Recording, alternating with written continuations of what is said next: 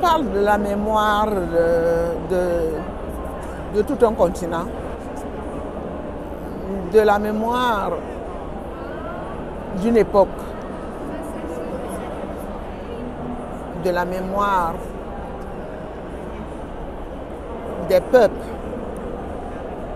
de génération en génération. On parle de la mémoire des humains.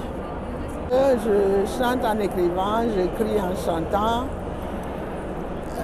parce que tout ce que j'ai appris vraiment de ma vie, c'est à travers le chant.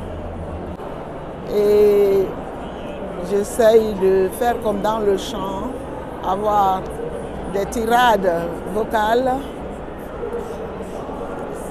les plus performantes dont on soit capable.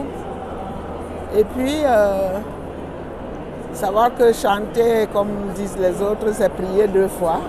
Il y a beaucoup de rites et de rituels dans la mémoire amputée. Parce que les choses ne pouvaient pas se passer si elles n'étaient pas, comment je peux dire ça, réorganisées. Alan Joker, c'est un personnage qui a traversé, qui est né dans une période, dans un moment de la vie où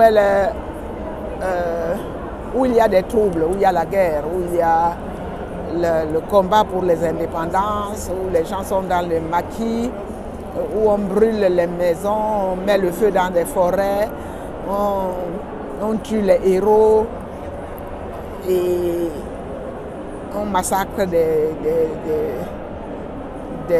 villages entiers et on les brûle. Elle est dans ce contexte, dans son enfance. Ce sont des moments qu'on a voulu occulter. Ce sont des périodes que les hommes de pouvoir d'ici et d'ailleurs ont voulu occulter. Pendant longtemps, on ne pouvait pas parler de guerre. Au Cameroun, on parlait des événements.